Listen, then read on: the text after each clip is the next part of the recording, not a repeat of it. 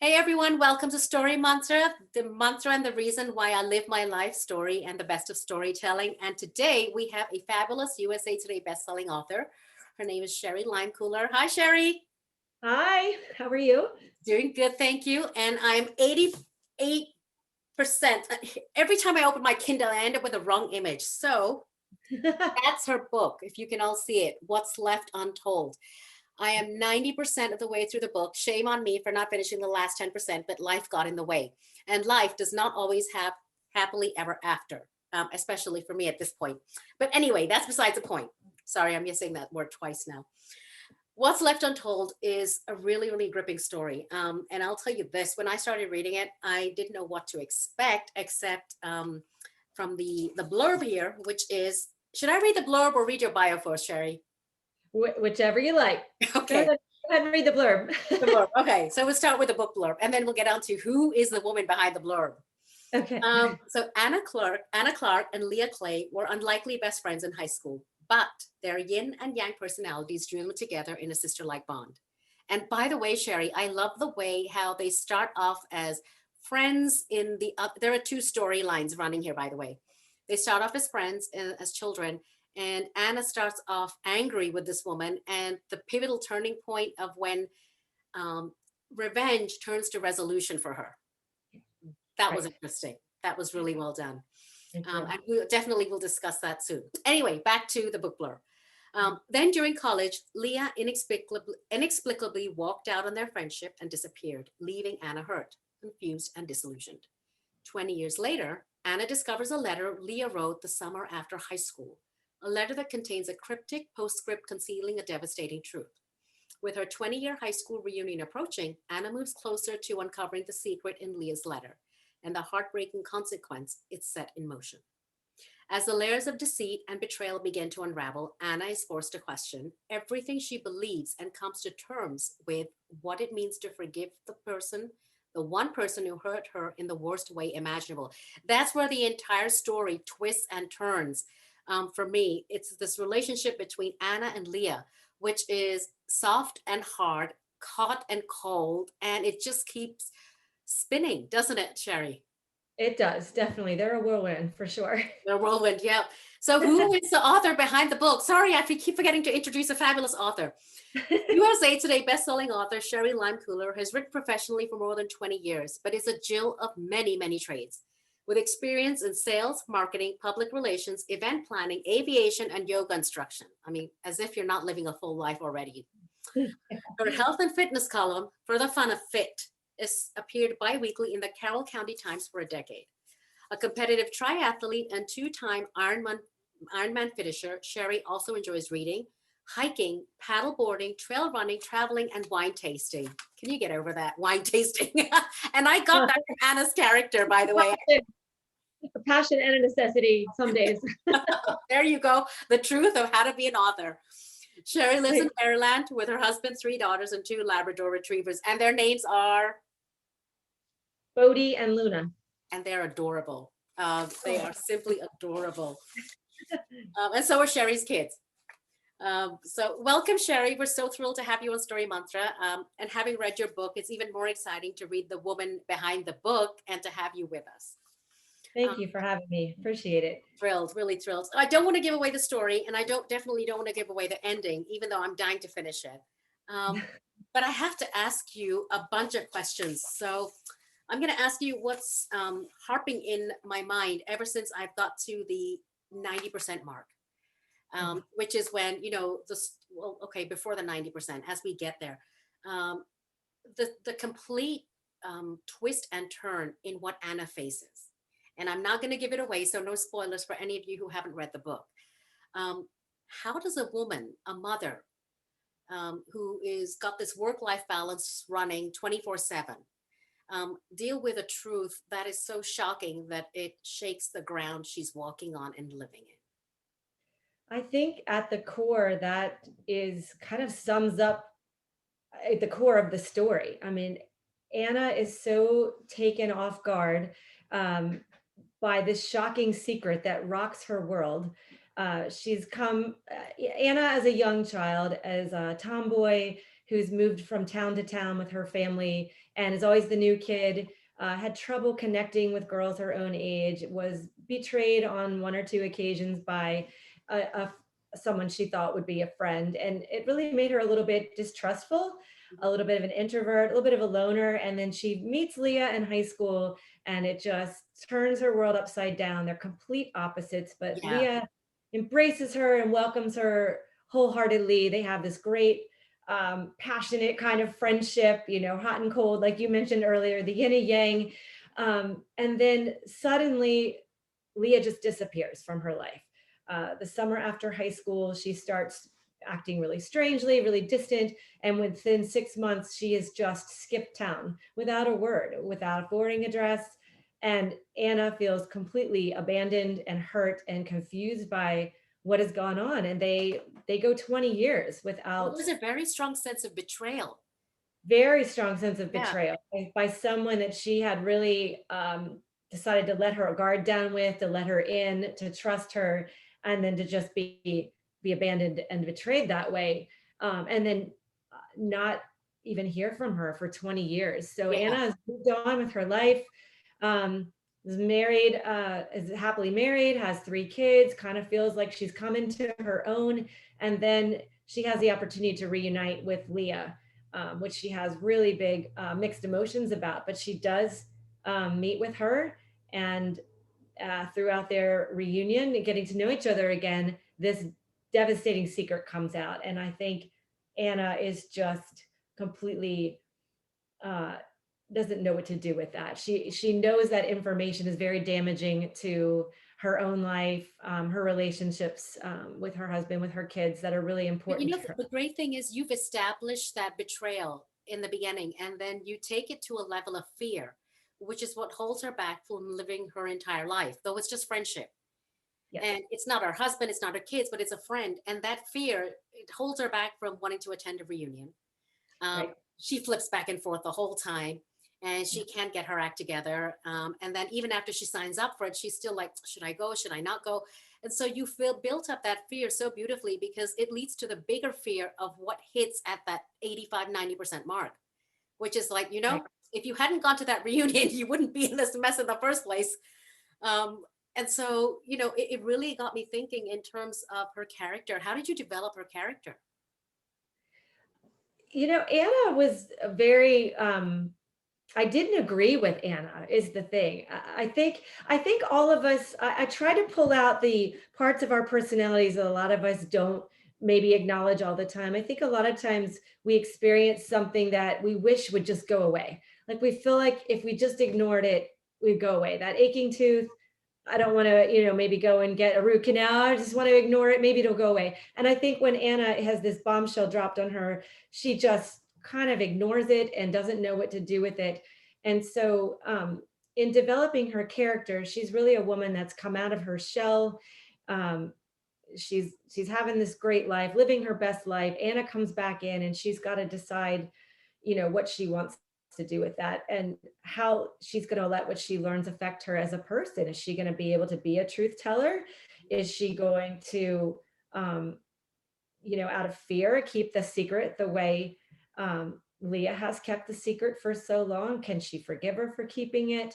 And so Anna is really evolving as a person. Her character, I didn't agree with a lot of the decisions she made. And I wanted to go down that path of having a character make the choice that I myself think I wouldn't have made, or someone else probably thinks they wouldn't have made. But the big question for me was always, you think you'll do something until you're in that situation. It's easy from the outside to look at a decision or an action and judge it.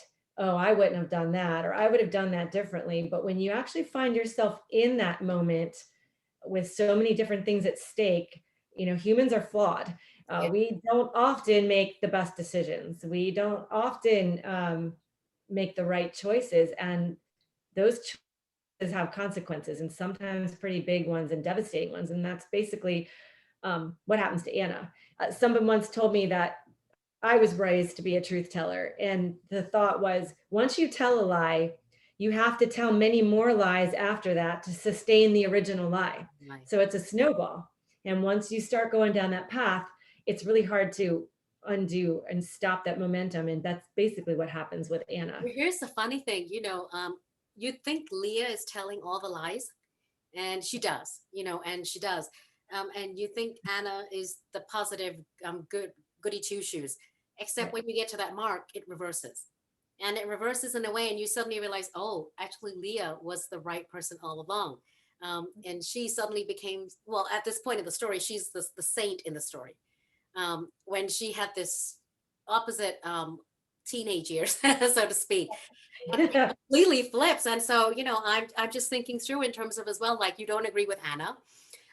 But I see, and I want to ask this question because a lot of times as authors, we're told that our characters are extensions of ourselves as authors. Would you feel that Anna is an extension of you in any form or parts of Leah? Because they're so real. Both of the characters are so real on the page. I love this question because, especially given the content in the book, I've had to say many times that it's not about me or anybody I know. It's completely fictional. And that even got, cover was revealed. I had lots of people ask me if the one with the long hair was me. And I even had to like up that it's not me, it's not me on the cover. But I think many writers, part of the what we're taught as we come along this journey is to write what you know. Yeah. So I think all authors probably bring a little bit of themselves and their own experiences to their characters.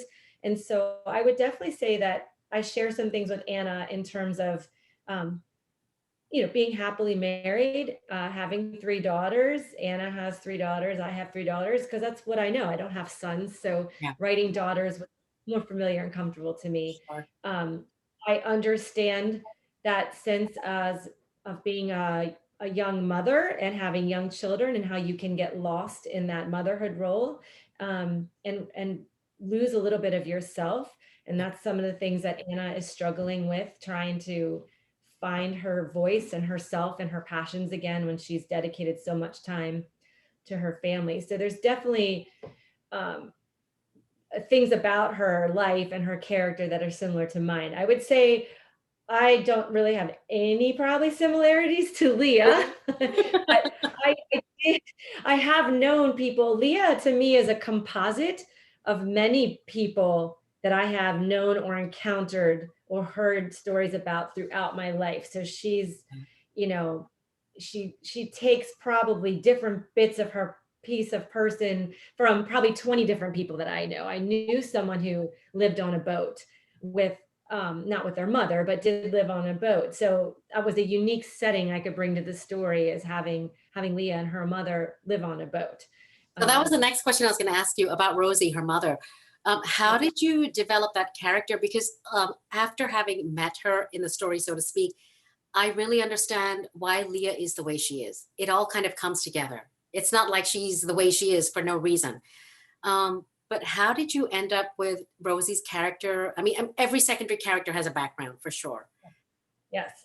Rose, has a full story arc in my mind. I don't know if I will ever actually write the sequel to What's Left Untold, for a couple reasons, but I do know what would happen in it if I wrote it. But I'd probably be more compelled to write a prequel and possibly focus on Rose's life and her sister Ivy, who has a bit part in this book as well. Um, because Rose is who she is. As you say, Leah is the way she is because of her mother, Rose, Mhm. but Rose is the way she is because of her background. And, readers don't have all that when they meet Rose. But as the author, I know Rose's character and I know Rose's heart. And she kind of comes off, for sure, as a negligent mother, not a present mother, a very self absorbed person. Um, who hurts her daughter. um, I would say it's inadvertently.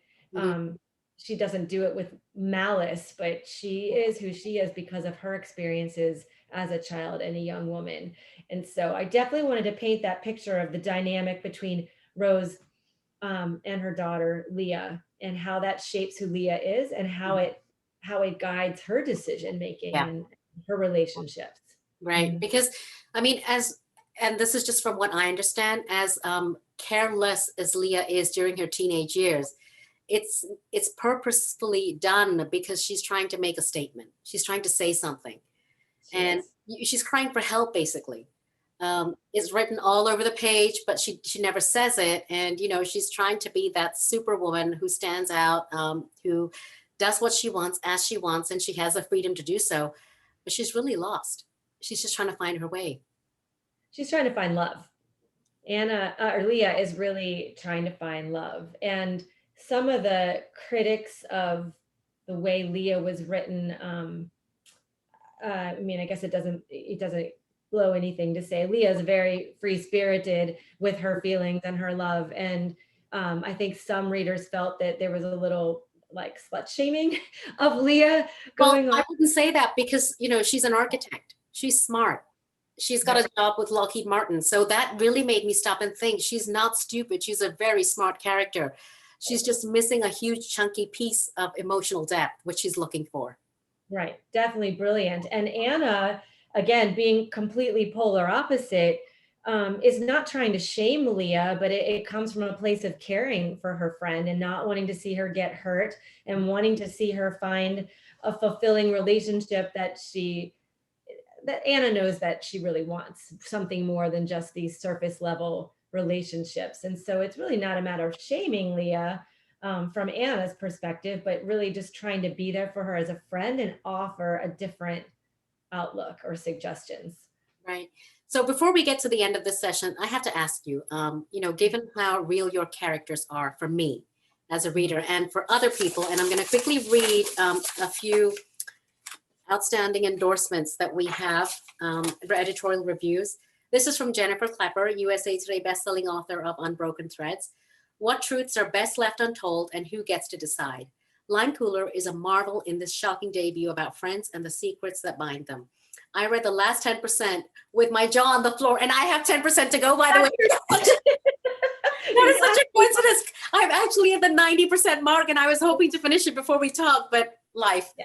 So that tells me, Jennifer, I'm going to read the 10%. This is really funny. And then we have, let's see, Sarah Lynn Bruck, author of Designer You. Sherri Leimkuhler's What's Left Untold is a grand sweeping saga about the evolution of family and friendship, how best friends can break our hearts, make us angry, crazy, and sad, and carry us through good times and bad. Leimkuhler's plot twists and turns will keep readers glued to the page.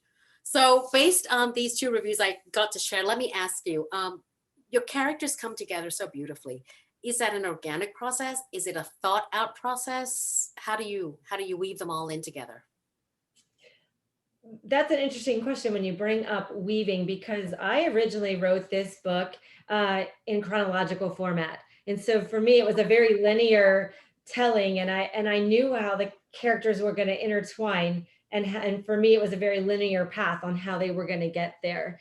Right. But through the editing process, it was decided that this story would be better told in a flashback format, primarily because it's women's fiction, and therefore the reader is expecting a grown woman versus in the chronological sense, Anna spent too much of the beginning of the book as a teenager, and there was some problems from a marketing standpoint perhaps on that. So when we talk about weaving it, I had to take this linear story and basically cut it to pieces and paste it back together in a flashback format, which was completely mind-boggling. And I still needed to make sure the weaving of that web made sense as these characters, lives intertwined, came apart, came back together again, which was, again, in my head, very clear, but getting it down on paper, especially in the flashback format, was it was definitely learning for me and bettering myself as a writer to do that. Wow. Well, before we ask Sherri for a writing tip for everyone, I'm just going to tell you really quickly in our next segment. This is really interesting.